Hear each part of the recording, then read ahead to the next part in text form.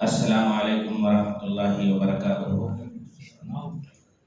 آج کی یہ ماہانہ نشست جو ہدایت سینئر سٹیزن کی ماہانہ نشست ریگولر ہوتی چلی آئی ہے، اس کا آغاز، اس کا افتتاح تلاوت کلام پاک سے ہونے جا رہا ہے۔ اعوذ باللہ من الشیطان الرجیم، بسم اللہ الرحمن الرحیم۔ ان الذین کفروا سواء علیہم انذرتهم ام لم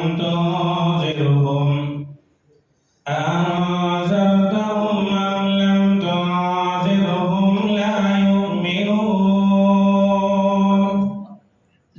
ختم الله على قلوبهم وعلى سمعهم وعلى أبصارهم غشاوة ولهم عذاب عظيم۔ ومن الناس من يقول آمنا بالله وباليوم الآخر وما هم بمؤمنين، يخادعون الله والذين آمنوا وما يخدعون إلا أنفسهم وما يشعرون، في قلوبهم مرض فزادهم الله مرضا ولهم عذاب أليم بما كانوا يكذبون۔ وإذا قيل لهم لا تفسدوا في الأرض قالوا إنما نحن مصلحون ألا إنهم هم المفسدون ولكن لا يشعرون۔ صدق اللہ العظیم۔ بے شک جو لوگ منکر ہوئے ان کے لیے برابر ہے، چاہے تم انہیں خبردار کرو یا نہ کرو، وہ مان کر نہیں دیں گے۔ اللہ نے بند لگا دیا ہے ان کے دلوں پر اور ان کے کانوں پر اور ان کے آنکھوں پر گھٹا ٹوپ پردہ ڈال دیا، اور ان کو عذاب ہوگا بہت بڑا۔ اور کچھ لوگ ایسے بھی ہیں جو صرف زبان سے کہتے ہیں کہ ہم ایمان لائے اللہ پر اور آخرت کے دن پر، مگر ان کو ایمان نہیں۔ دغابازی کی بات کرتے ہیں اللہ سے اور سچے ایمان والوں سے، اور دغا کسی کو نہیں دے سکیں گے مگر اپنے آپ کو وہ سمجھتے نہیں ہیں۔ ان کے دلوں میں مرض ہے، اللہ نے ان کا روب اور بڑھا دیا، اور ان کے جھوٹے اقرار کے سبب ان کو دردناک عذاب ہوگا۔ اور جب کہیے ان سے کہ فساد نہ کرو زمین میں، تو بول پڑیں گے کہ ہمارا کام تو اصلاح کرنا ہے۔ سن لو، یہی لوگ تو بگاڑ پیدا کرتے ہیں مگر اس کا بھی انہیں پتہ نہیں۔ صدق اللہ العظیم۔ ان آیتوں کے اندر اللہ رب العالمین نے، جیسا کہ پچھلے ہفتے میں ذکر کیا گیا تھا، کہ پورے قرآن مجید کا نچوڑ، قرآن مجید کے تمام مضامین کا حل، تمام مضامین کا اختصار اور نچوڑ سورہ فاتحہ کے اندر موجود ہے، اور سورہ فاتحہ کے بعد اس کی پوری تفصیلات شروع ہوتی ہے۔ سورہ بقرہ قرآن مجید کی سب سے بڑی، سب سے احکامات سے زیادہ احکامات سورہ بقرہ کے اندر ہے، اور سورہ بقرہ کے اندر ابتدائی 3 آیتوں کے اندر اللہ تبارک و تعالیٰ نے، سورہ بقرہ کی پہلی آیت کے اندر اللہ تعالیٰ نے اس قرآن کو ہدایت کی کتاب قرار دیا ہے۔ یہ ایسی ہدایت ہے جو منزل مقصود تک پہنچانے والی ہے۔ اس کے بعد جو ہے اس آیت کے اندر اگلی 3 آیتوں کے اندر ایمان اور متقی لوگوں کی، مومنین اور متقین کی صفات کو اللہ تبارک و تعالیٰ نے ذکر کیا ہے کہ متقی وہ لوگ ہیں جو غیب کی باتوں پر ایمان رکھتے ہیں، بغیر دیکھے چیزوں پر ایمان رکھتے ہیں، اور اس کے بعد جو ہے نمازوں کا اہتمام کرتے ہیں۔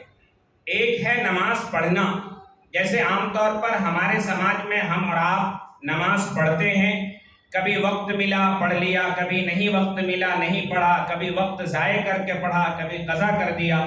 لیکن نماز کے قیام کا مطلب یہ ہے کہ اوقات کی پابندی کے ساتھ ساتھ اہتمام کے ساتھ اس کے آداب، اس کے مستحبات، اس کے واجبات، اس کے سنن کے ادائیگی کے ساتھ نماز کا اہتمام کیا جائے، اور اس انداز سے نماز کا اہتمام کیا جائے کہ اللہ کے دربار میں ہم حاضر ہیں اور اللہ کے سامنے ہم جھکے ہوئے ہیں۔ اس احساس کو پیدا کرنے والی جو نماز ہے اس کو قیام نماز کے ساتھ ذکر کیا گیا ہے۔ اور تیسری چیز ذکر فرمائی مومنین کی صفات، وَمِمَّا رَزَقْنَاهُمْ يُنْفِقُونَ، کہ ہم نے جو کچھ ان کو دیا ہے، رزقناہم کا مطلب ہے ہم نے جو کچھ ان کو دیا ہے وہ اللہ کے راہ میں خرچ کرتے۔ اگر کسی کو اللہ نے علم دیا ہے، اللہ کے واسطے وہ علم سکھاتے ہیں۔ اگر کسی کو اللہ نے طاقت دی ہے، اللہ کے واسطے وہ طاقت کا استعمال کر کے مظلوموں کا، مزدوروں کا، غریبوں کا اور جو ہے مستحق لوگوں کی مدد کرتے ہیں، تو یہ ان پر وہ دیا ہوا وہ خرچ کر رہے ہیں۔ کسی کو اللہ تعالیٰ نے اگر مال دیا ہے تو نیک کاموں میں خرچ کرتے ہیں، اللہ کے مرضی والے کاموں میں خرچ کرتے ہیں، تو اس کو وَمِمَّا رَزَقْنَاهُمْ يُنْفِقُونَ کہا گیا۔ پچھلے ہفتے میں نے بتایا تھا کہ پچھلی بار میں نے آپ کو یہ بتایا تھا کہ علم کے حصول کے 3 ذرائع ہیں۔ ایک تو یہ ہے کہ انسان کامن سینس کے ذریعے سے علم حاصل کرتا ہے، دوسری چیز ہے وحی الہی سے علم حاصل کرتا ہے، اور وحی الہی علم حاصل کرنے کا مضبوط ذریعہ ہے، اور اسی کو وحی کو ہی قرآن کہا گیا۔ پھر آگے ایمان والوں کی صفات ذکر کی گئی تھی کہ ایمان والے وہ ہیں جو کتابیں آپ کے اوپر نازل کی گئی، یعنی قرآن مجید، اس پر بھی ایمان رکھتے ہیں۔ وہ آدمی کا ایمان کبھی مکمل نہیں ہو سکتا جو صرف قرآن پر یقین رکھے کہ یہ اللہ کی کتاب ہے، اور توریت، زبور اور انجیل اور آسمانی کتابوں کا انکار کرتے۔ آسمانی کتابوں کے اوپر یقین رکھنا اس طور پر کہ اللہ تبارک و تعالیٰ نے توریت کو جس طریقے سے نازل کیا تھا، جس شکل میں نازل کیا تھا، زبور اور انجیل کو جس شکل میں نازل کیا تھا، وہ منزل من اللہ تھا، اللہ کی طرف سے تھا، ساری چیزیں اس میں برحق تھی، اللہ نے جو لکھا، جو بھیجا، جو چیزیں وہاں اتری، وہ سب چیز برحق تھی۔ یہ ایمان لانا ضروری ہے۔ یہ اور بات ہے کہ اس کے بعد کے زمانے میں اس کے اندر تحریف ہو گئی، اس کے اندر چینجز ہو گئے، اس کے اندر تبدیلیاں ہو گئی، لوگوں نے اپنے اپنے اعتبار سے اس کے اندر تبدیلیاں کر دی، یہ اور بات ہے، لیکن اللہ نے جس شکل میں نازل کیا تھا اس پر یقین رکھنا ہمارے لیے ضروری ہے۔ لیکن عملی اعتبار سے اللہ تبارک و تعالیٰ نے پہلی جتنی کتابیں ہیں، صحف ابراہیم ہے، صحف موسیٰ ہے، اور موسیٰ علیہ السلام کے اوپر توریت، حضرت داؤد علیہ السلام پر انجیل، اسی طریقے سے زبور، اور حضرت عیسیٰ علیہ السلام کے اوپر جو انجیل زبور نازل کی گئی، توریت، زبور، انجیل، یہ تمام کی تمام کتابیں منسوخ ہو گئی۔ منسوخ کا مطلب پہلے کا حکم کل عدم ہو گیا ہے، ختم ہو گیا ہے۔ اب اگر قیامت تک عمل ہونا ہے تو قرآن مجید کے اوپر ہی عمل ہونا ہے۔ کامیاب لوگوں کی صفات اللہ نے ذکر فرمائی، اور ایک ایمان والے کی بنیادی صفت یہ ذکر فرمائی کہ آخرت پر یقین رکھتے ہیں۔ ماشاءاللہ ہم لوگ آخرت پر یقین رکھتے ہیں، آخرت پر اللہ تبارک و تعالیٰ نے ایمان اور یقین کی ہمیں توفیق عطا فرمائی ہے۔ انہی لوگوں کو اللہ نے فرمایا کہ یہ لوگ کامیاب ہیں۔ اولئک هم المفلحون، اللہ کی طرف سے ہدایت یافتہ یہی لوگ ہیں، یہی لوگ کامیاب ہیں۔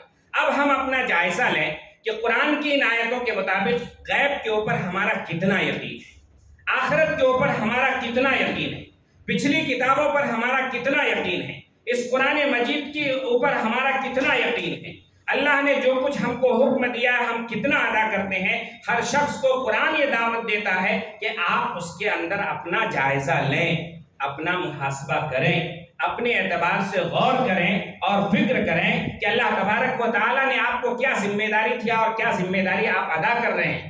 اگر ادا کر رہے ہیں تو سجدہ شکر بجا لانے کی ضرورت ہے، اور اگر ہم اس کے اندر کمی کرتے ہیں، کوتاہی کرتے ہیں، غفلت برتتے ہیں تو اللہ سے معافی مانگنے کی ضرورت ہے، توبہ کرنے کی ضرورت ہے، اللہ کے سامنے رونے اور گڑ گڑانے کی ضرورت ہے۔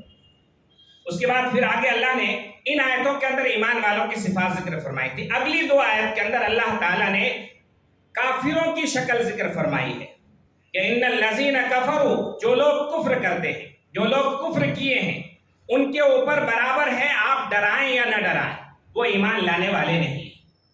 بعض مرتبہ اعتراض ہوتا ہے کہ ایک کافر کے اوپر اگر محنت کی جائے تو اس کو اللہ ایمان کی توفیق دے دیتے ہیں، تو پھر اللہ کیسے یہاں فرما رہے ہیں کہ ایک کافر کو آپ سمجھائیں یا نہ سمجھائیں یہ ایمان لانے والے نہیں ہیں؟ تو محدثین نے اس کا جواب دیا ہے کہ ان آیتوں کے اندر ان الذین کفروا سے مراد وہ کافر ہیں جن کے بارے میں اللہ تعالیٰ نے وحی کے ذریعے سے جناب محمد رسول اللہ صلی اللہ علیہ وسلم کو بتا دیا تھا کہ یہ ایمان کسی بھی حال میں لانے والے نہیں ہیں۔ ان میں ابو جہل ہے، ابو لہب ہے، عتبہ ہے، شیبہ ہے، یہ بڑے بڑے کفار اور مشرکین جن کے بارے میں اللہ کی طرف سے طے شدہ تھا کہ اب یہ ایمان لانے والے نہیں ہیں، ان کا تذکرہ اس کے اندر ہے۔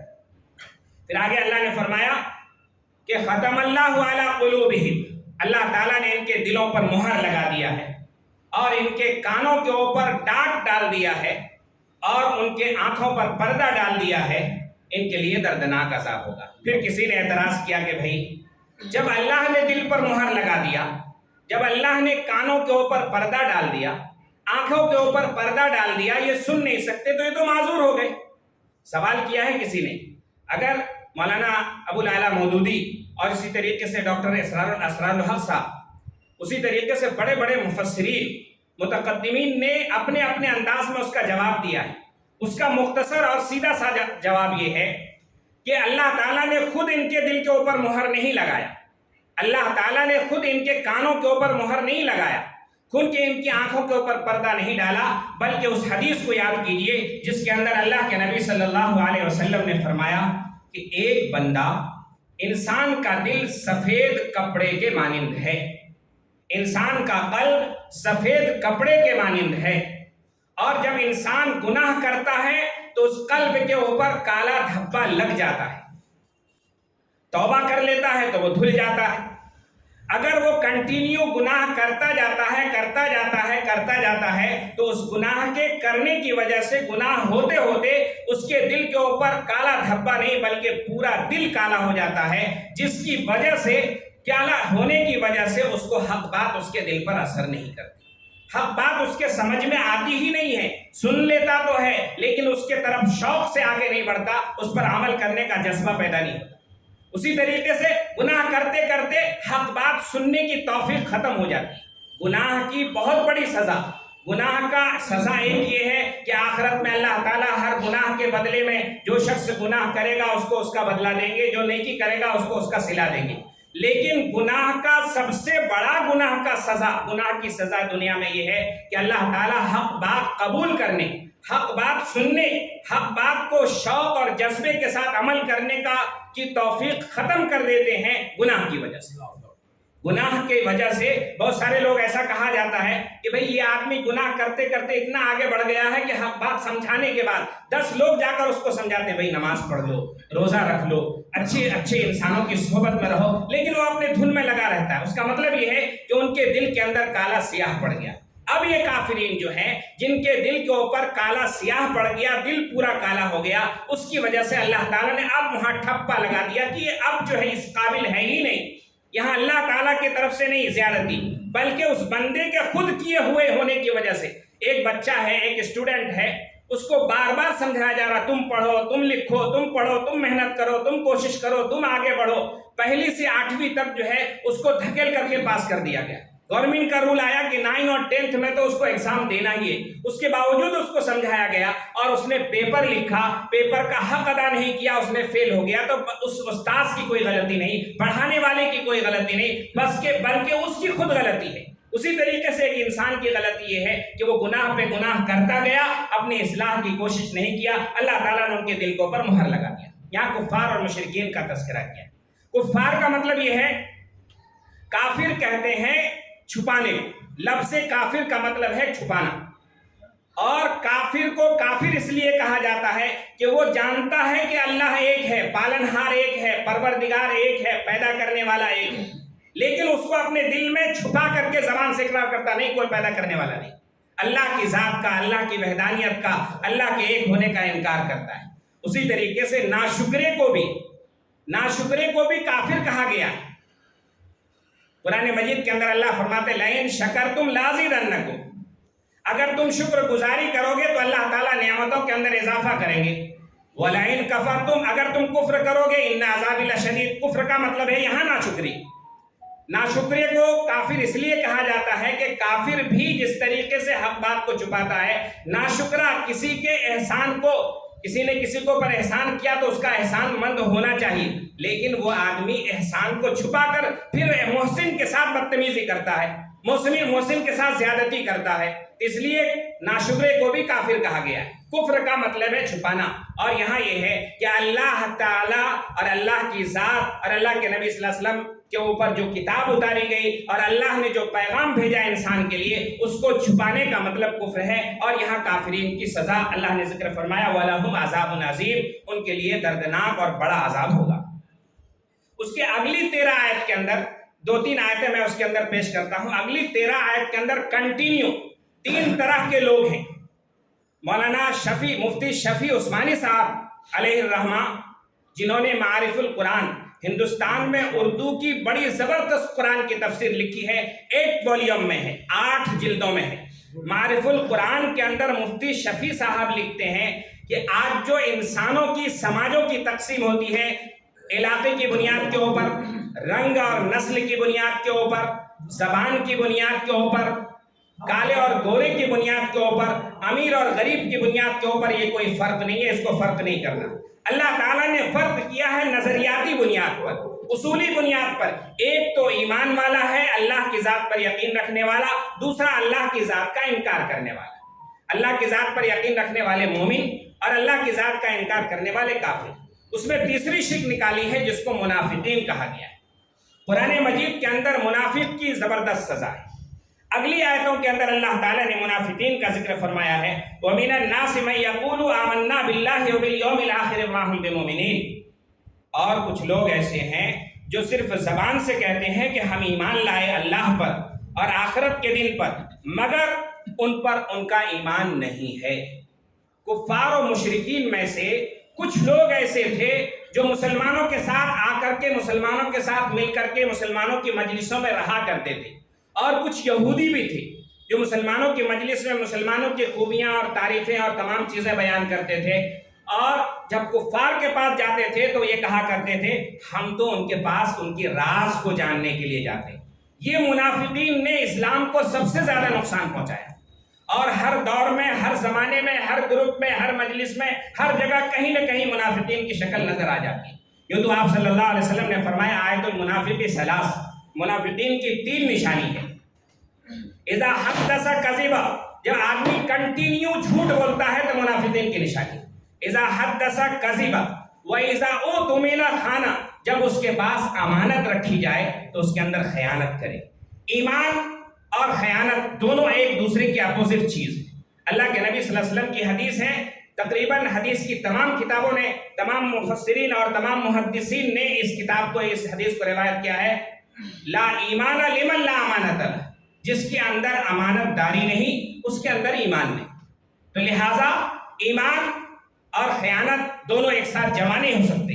یہ کفار خیانت کرتے تھے، لہٰذا اس کے اندر ذکر فرمایا ہے منافقین خیانت کرتے ہیں۔ دوسری نشانی اذا اؤتمن خان، جب امانت رکھی جائے تو اس کے امانت کے اندر خیانت کرے، جب بات کہے تو جھوٹ بولے۔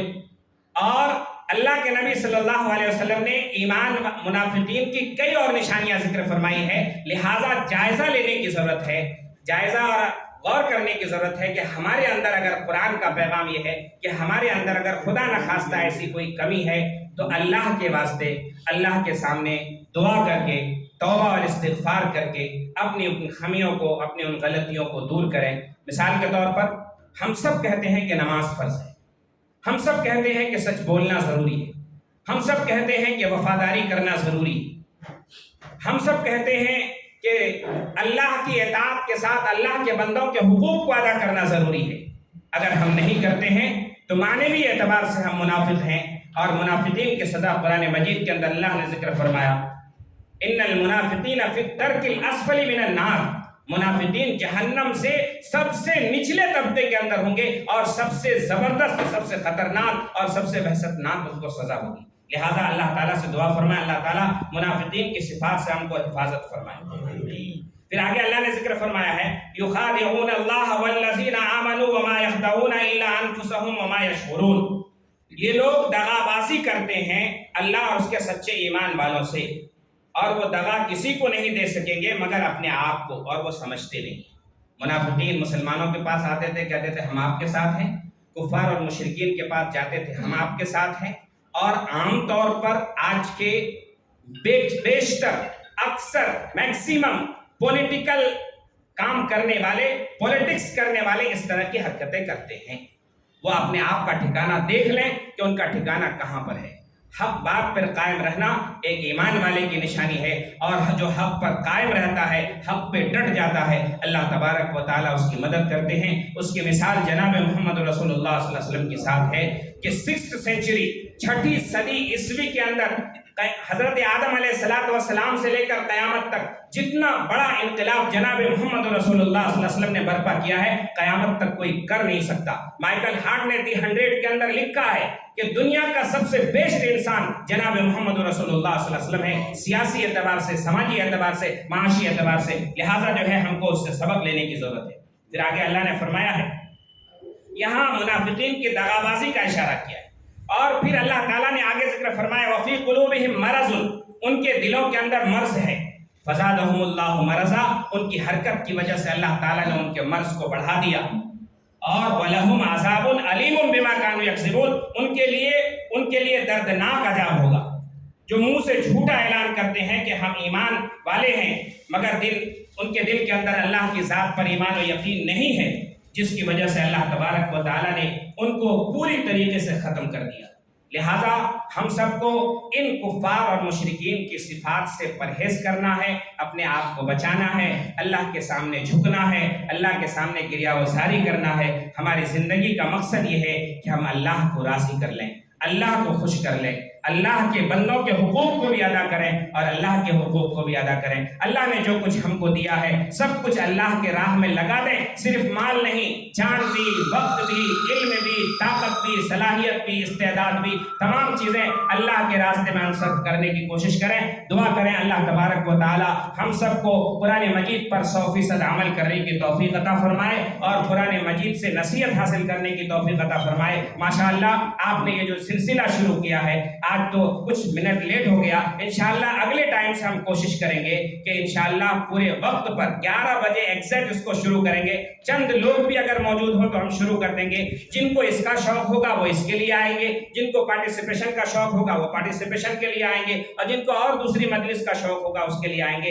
انشاءاللہ وقت پہ ہوگا. اللہ تعالیٰ سے دعا فرمائے کہ اللہ تعالیٰ ہم کو بھی صحیح بات کہنے کی توفیق عطا فرمائے، ہم سب کو اس پر کہنے سے زیادہ عمل کی توفیق عطا فرمائے. آمین. وآخر الدعوانا الحمدللہ رب العالمین. شکریہ، جزاک ماشاء اللہ. بہت ایسا